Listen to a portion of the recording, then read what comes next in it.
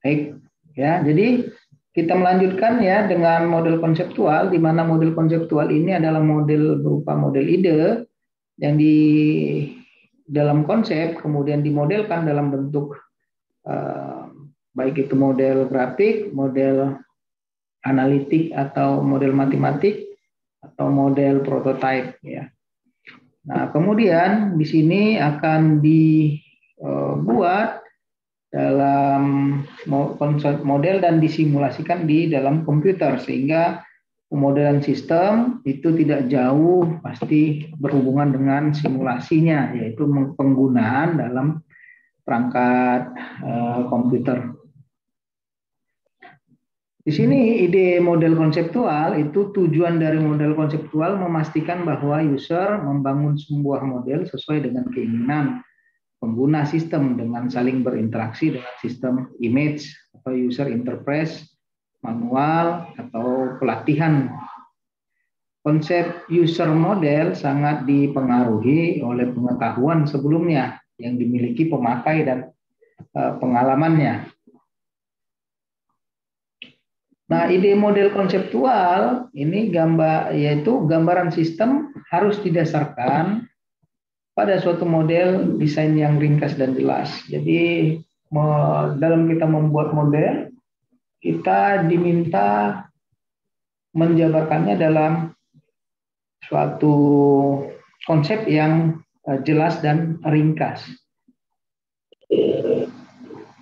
Kalau kita lihat ya, model tidak terpaku pada yang saya sebutkan tadi, 3 konsep model tadi ya, yaitu model analog, model diagramatik, dan model simbolik ya.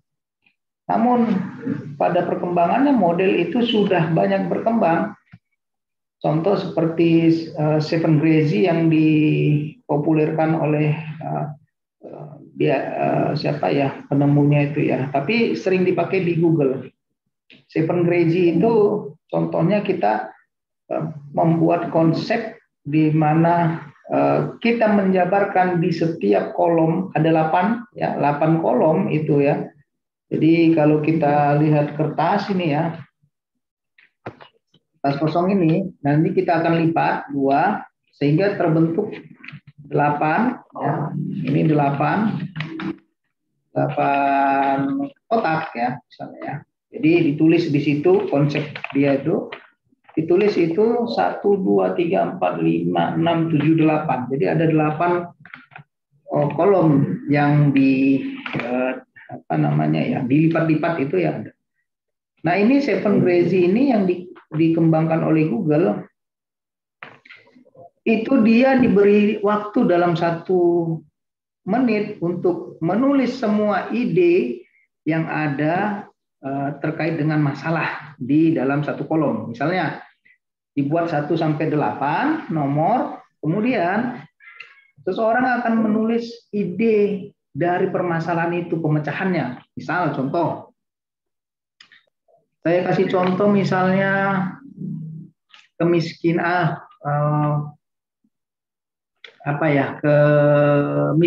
ya, atau bencana alam ya, bencana alam yang terjadi di NTT.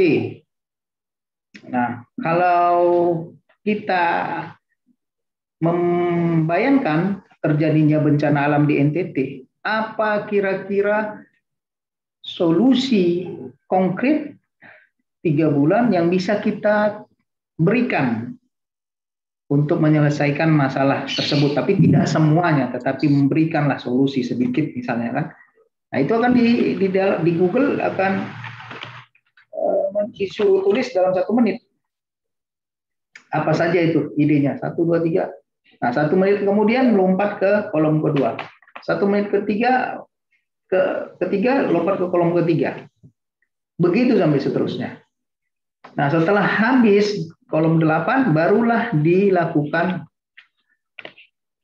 penghubungan atau dalam konsep model tadi ya, verifikasi modelnya, diverifikasi ya, karena sudah dibuat solusinya ya dalam konseptual, sehingga nanti akan ketahuan ide-ide kita ini benar atau tidak, ada tidak keterkaitannya, dan di mana ide-ide kita yang terkait di situ.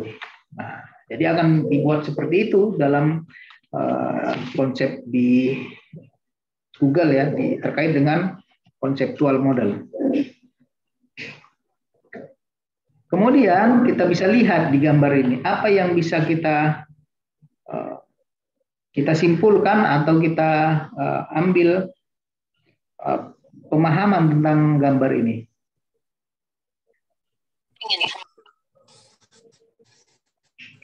Ada yang bisa kasih penjelasan?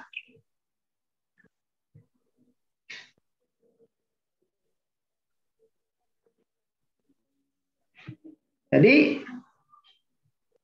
kita bayangkan ada seekor kucing.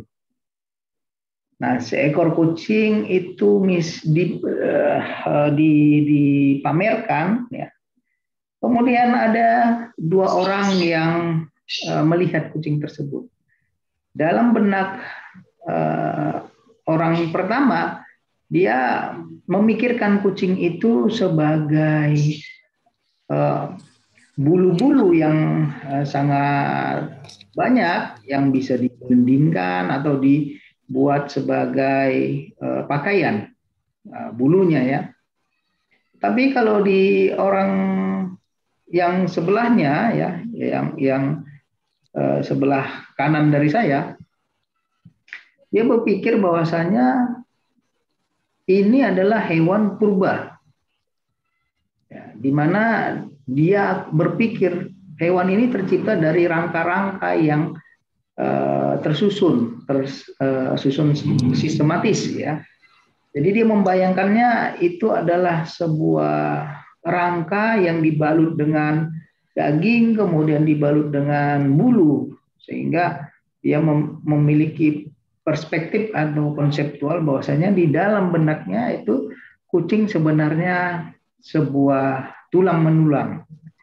Kalau dari sebelah kiri saya yang memandangnya, dia berpikir bahwanya kucing itu adalah gumpalan bulu-bulu. Artinya di sini untuk membuat konsep, orang akan mendapatkan suatu konsep tergantung pada literasinya atau lingkungannya yang mempengaruhinya. Jadi misalnya kita bisa melihat suatu objek itu berbeda dengan teman kita yang lain. Dikarenakan apa?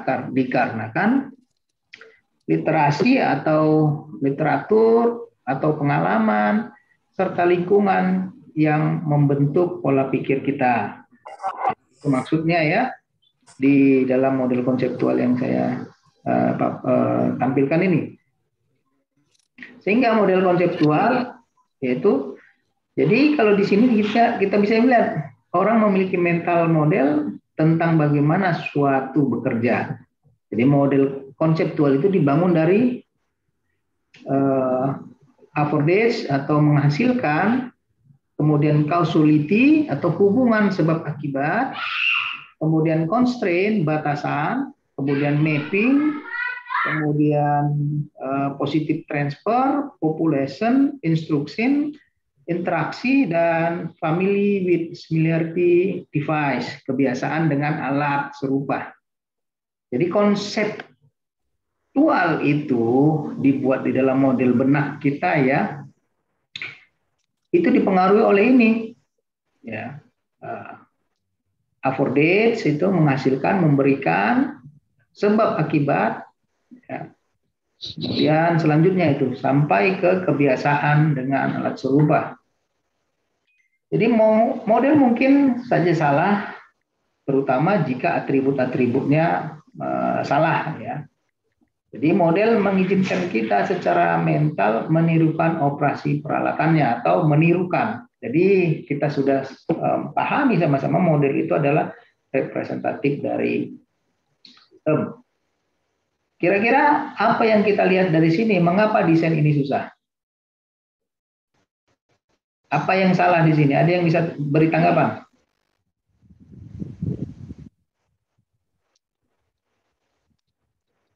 Salah Pak, karena itu tempat untuk mengisi air dan pegangan tangan itu sama Pak. Gimana? Kurang jelas, John? Karena itu tempat untuk pegangan tangannya dan Hmm. itu Pak sejajar Pak. Harusnya berbanding terbalik. Oh, artinya nih konsepnya salah atau benar nih? Saya rasa salah Pak. Gimana? Salah, Pak. Salah Pak. Salah. Baik. Ya. Ada lagi yang menanggapi? Posisinya terbalik itu, Pak. Terbalik ya. Baik. Iya. Baiklah ya, saya akan jelaskan ya. Ini adalah konsep ceret untuk digunakan ketika perjalanan jauh di mana seorang ibu menggendong anaknya. Jadi ceret ini dihasilkan ketika seorang ibu membawa anaknya untuk memberikan minumnya ketika digendong di pundak. Jadi ceret ini berguna ketika dia memberikan minum di pundak. Ya artinya di sini kalian menjas bahwasanya itu salah karena kebiasaan. Kebiasaan melihat ceret harusnya mulutnya dengan pegangannya harus berbeda posisi gitu ya. Tapi ketika ini digunakan untuk memberikan minuman kepada anak yang digendong di punggung oleh seorang ibu misalnya, hal ini bisa saja sebagai produk yang efisien. Nah, jadi belum tentu salah. Jadi yang kita anggap salah belum tentu salah. Yang kita anggap benar itu belum tentu juga benar. Jadi tidak ada pembenaran, tidak ada yang salah. Yang ada adalah perspektif kita melihat dan sudut pandang kita bagaimana melihatnya, kan? Begitu. Jadi konseptual itu seperti itu. Jadi kalau dibilang orang ini ceret salah, sebenarnya yang salah itu cara pandangnya.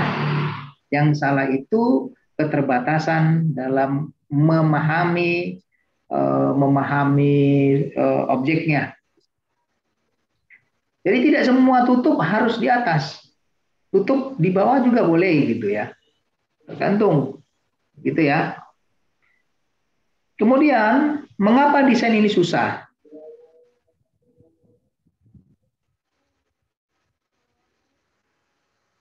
Bagaimana tanggapan kita terhadap desain sepeda ini?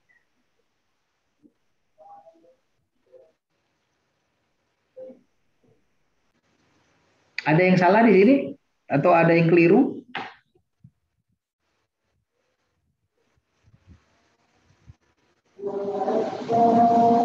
Gimana? Kelirunya di mana? Posisi pegangannya, Pak. Posisi pegangannya. Ya, benar. Ada lagi yang menanggapi? Itu posisi sepeda yang sedang berhadapan, Pak. Dua sepeda yang sedang berhadapan. Dua sepeda yang sedang berhadapan. Itu bannya cuma berhadapan bagaimana ini maksudnya? Kalau yang saya lihat berhadapan, tidak berhadapan itu rodanya 3 itu ya? Ya, 3 tuh roda. Oh betul lah Yu. Apanya yang berhadapan? Sejajar gitu. Roda depannya itu Pak, dia sejajar sama roda depan sepeda satu lagi gitu.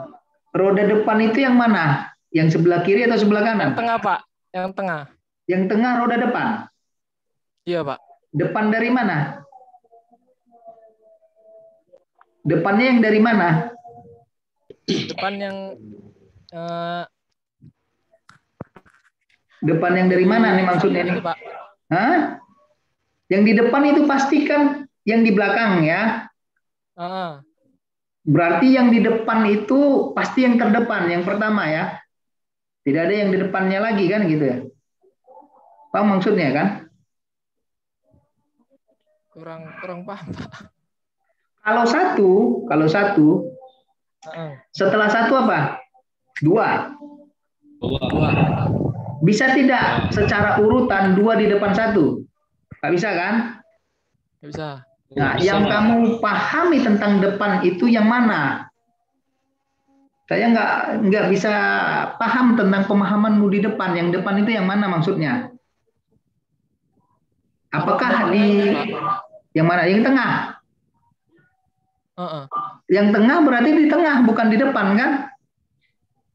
Iya, Yang maksudnya depan ban sepedanya gitu. iya, depan sepeda itu yang mana? Hmm. Yang mana yang depan sepeda itu yang di mana? Yang tengah, Pak, yang tengah. Yang tengah. Berarti bukan di depan kan? Nah, yang tengahnya Betul. kenapa? Yang tengah itu roda depan sepeda. Hah? Jadi yang tengah itu roda depan sepeda. Jadi Yang tengah itu roda depan sepeda. Jadi dua sepeda. Coba gini Wahyu ya. Coba kamu nalar tentang apa yang kamu sebutkan. Yang tengah itu, yang tengah roda depan sepeda. Ya. Gitu maksudnya. Kalau yang tengah tak akan mungkin di depan.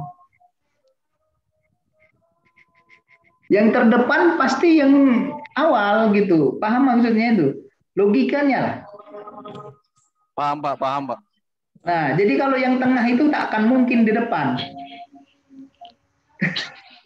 Jadi kalau kamu bilang, "Hei, kamu yang di tengah, pasti kamu yang di depan." Nah, itu rancu secara logika. Ya, jadi yang kamu maksud ini yang mana? Yang salah? Wahyu? Untuk Ya, Pak.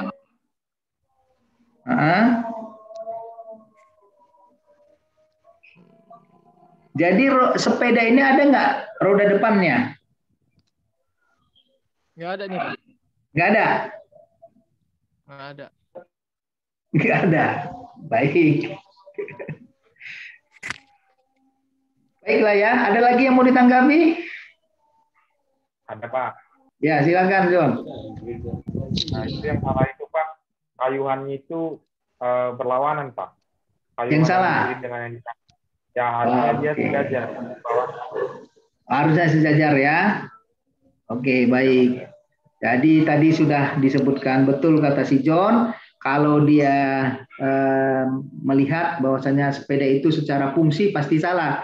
Tetapi secara estetika dan secara pameran saja sepeda itu tidak ada yang salah. Dia tidak difungsikan. Sepeda itu bukan untuk difungsikan, dia hanya sebagai pajangan saja. Kalau sebagai pajangan dia salah nggak itu sepeda? Sebagai seni? Enggak, Pak. Nggak salah ya. Tapi kalau difungsikan tidak berfungsi gitu. Jadi salah dalam perspektif kita memahami sepeda itu digunakan secara fungsi. Tapi tidak salah kalau kita pahami secara seni. Benar kan? benar, Pak. Ya.